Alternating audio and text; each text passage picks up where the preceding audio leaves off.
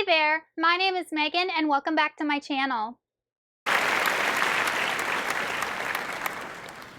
Today I'm going to be doing the summer book tag. I wasn't tagged by anybody, but I was just kind of feeling the summer vibes and wanted to do a summer related book tag.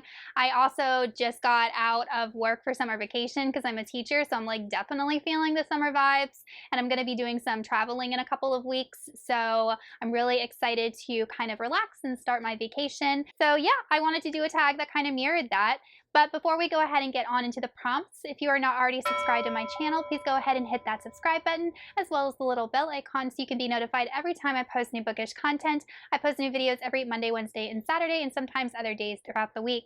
Also, don't forget to check down in the description box for links to my social media, my Discord, and my Patreon, where you can be entered into winning book giveaways. Number one is, what is a book cover that reminds you of summer? And I totally might have chosen this because it has summer in the title, but that is Second Chance Summer by Morgan Matson. This is a YA contemporary, and I think it reminds me of summer because it literally has like a sunset on the cover. We have a girl that's sitting by a lake, and you can see the sunset reflected in the lake. We have pinks and yellows and golds, and when I was a kid, we used to go to the lake every single summer for our like holiday, and yeah, I have a lot of memories about being on a lake in the summer, so this one definitely gave me those nostalgic summer vibes. Prompts number two is, what is a book that brightened your day? I'm gonna go with An Enchantment of Ravens by Margaret Rogerson. This is a YA fantasy standalone that has to do with fairies. The reason that it brightened my day is the writing in this book is beautiful. It's flowery, but not to the point where it's distracting. Our author does an awesome job with her descriptions, and we're following a human girl and a fae guy, and it's almost like an enemies to lovers kind of situation. But what I really like about this story is the fact that our main character falls in love with the fae, despite the fact that he's not as handsome as his glamour makes him appear to be. So it's kind of like almost like a Beauty and the Beast kind of thing going on. But I really like this book when I read it. It's short, it's fast paced, the writing's beautiful, the story is really sweet and cute. So definitely a book that I would reread if I needed a kind of a pick-me-up. Prompt 3 is, find a book with yellow on it, and I actually have quite a few, but I'm going to go with Hyperion by Dan Simmons because this is a bright mustard yellow cover, and I'm really upset because the Fall of Hyperion, there is no edition that matches this. So I have this random mustard yellow edition of Hyperion that doesn't have a mate, but definitely a yellow cover.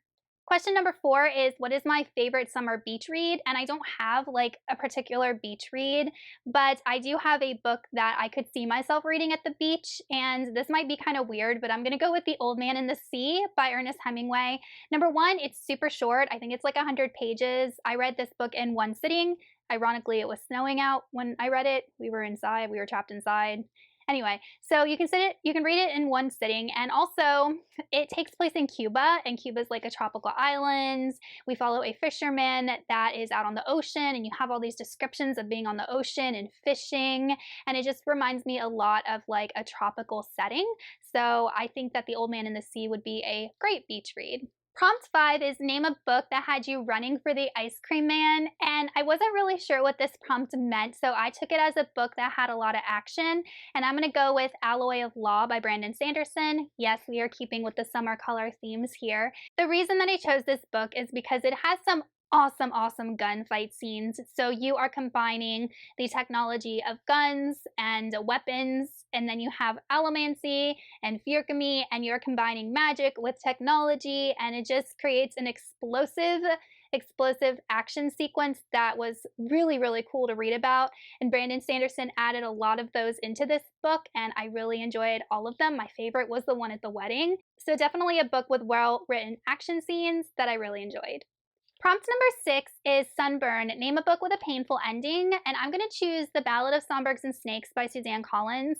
And it's kind of hard to say this was a painful ending because it's a prequel novel. We all know that it follows President Snow. We know what happened to President Snow and how he is based on his character in the Hunger Games. The reason that I chose this is I felt like the ending of this book was super rushed, and the way that things kind of came together, I don't want to say that they didn't make sense. It didn't sit well with me, and nothing was explained. Not that I didn't know what was going on, because it was easy to infer, but the author didn't take time to explain what's going on. And we had all of this build up and all of this slow pace. And then we hit like the last 10% of this book, and it was like boom, boom, boom, boom, boom. All this stuff happened. And it just was not paced well.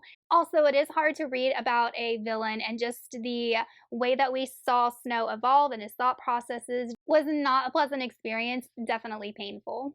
Prompt number 7 is Sunset. What is a book that gave you happy feelings when it ended? And I'm going to go with The Simple Wild by K.A. Tucker. This is an adult contemporary romance, and it does have a romance in it, but there is another just as important plot line. It follows a girl who is traveling to Alaska to visit her estranged father. They haven't had a relationship, and he is ill, so she's trying to kind of mend the relationship, and then we find out that he's much, much more sick than he originally let on.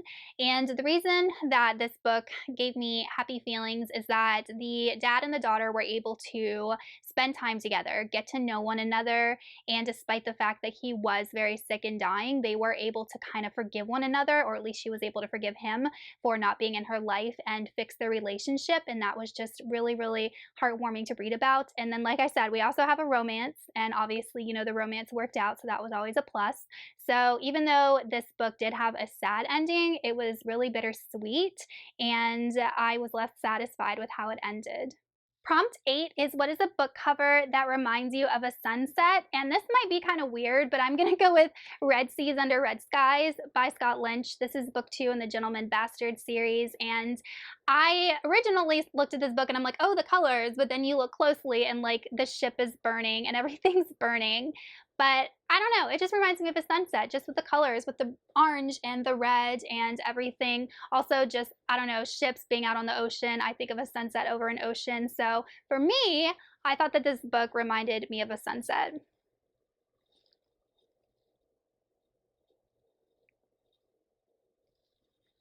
And prompt number 9 is, what are 1 or 2 series that I am looking to read this summer? So I'm mostly looking to continue some series that I've already started. The first one is the Raven's Mark series by Ed McDonald. The next book I need to get to is Raven Cry. This is like a steampunk fantasy, really fast-paced, gritty series. I read Blackwing and enjoyed it, so I'm excited to read the next installment. I also need to continue on with the Books of Babel series by Josiah Bancroft, and I need to read The Arm of the Sphinx.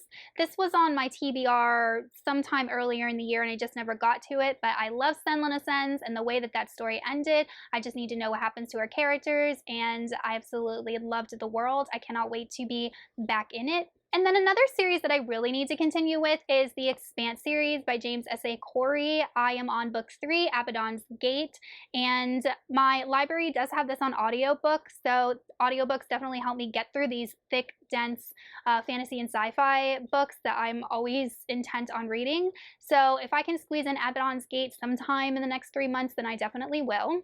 And the series that I'm going to be starting in July is the Tawny Man trilogy by Robin Hobb.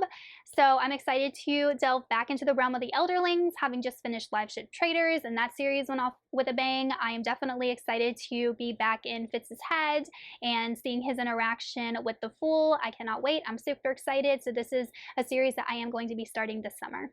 Okay, you guys, so that is it for the summer book tag. Let me know in the comments some books that you are planning on reading over this summer, and I will see y'all soon in another video. Goodbye.